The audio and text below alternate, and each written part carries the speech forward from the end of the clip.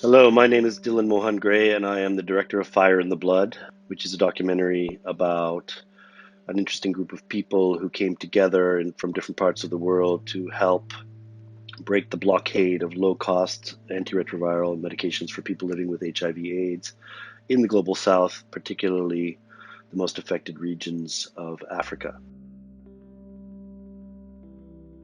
What motivated me to make the film was really a number of things. One, I have I have a background in history, and I've seen in many occasions that very, very important events in history have not been properly retained in the public consciousness because they've not been correctly documented. And this was very much the case with this story, which I saw to be as a huge historical episode.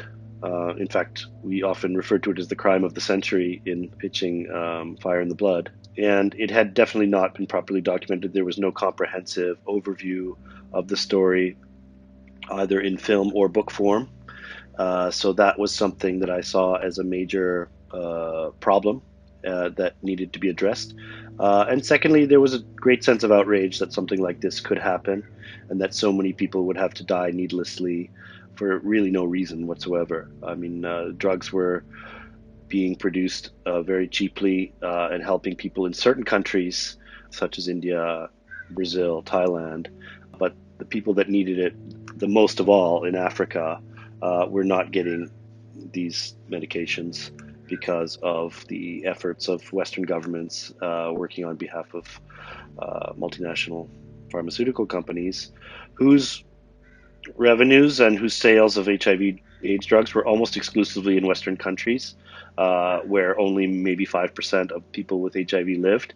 But with medicine, there's always something of a death tax. So if a drug can save somebody's life, it can be priced at a very, very high level, and that's exactly what was happening with AIDS drugs.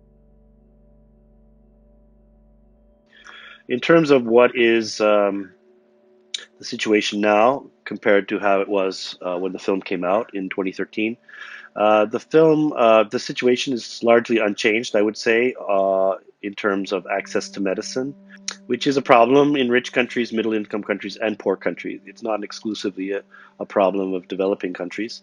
The drugs are priced far in excess of where they should be, and that is enabled by the IP laws and the monopoly system, which is spreading to virtually every country of the world, and certainly wherever the market is there are very strong pro pharmaceutical company laws that keep the prices at extremely inflated levels, which cause stress for individuals, or it causes stress for national health services of countries throughout the world.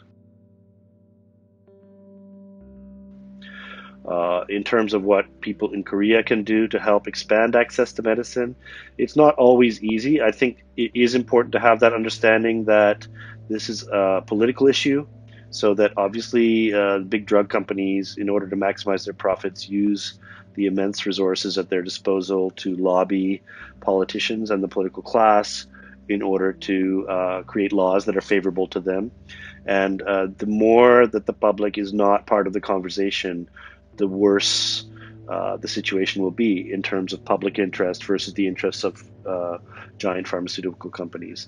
And they will ensure that they can extract every possible penny and dollar from both the consumers of any given country as well as the public healthcare plans.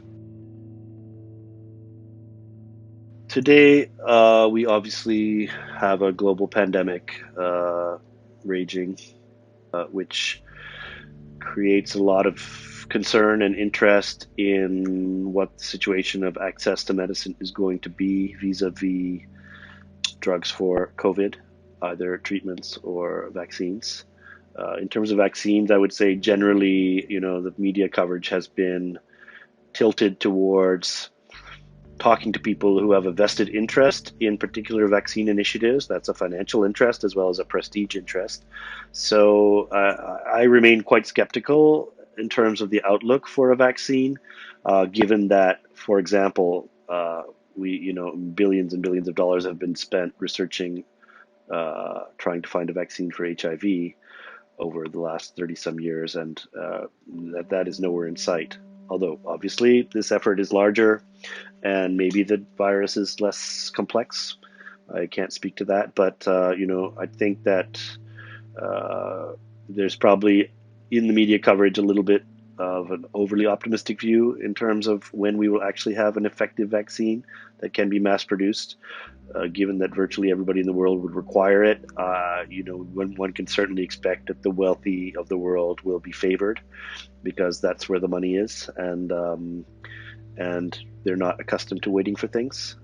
So whatever lip service is paid to access to medicine, I haven't yet seen any practical measures that have been seriously discussed that will lead to any kind of equity in terms of access to COVID vaccines or treatments.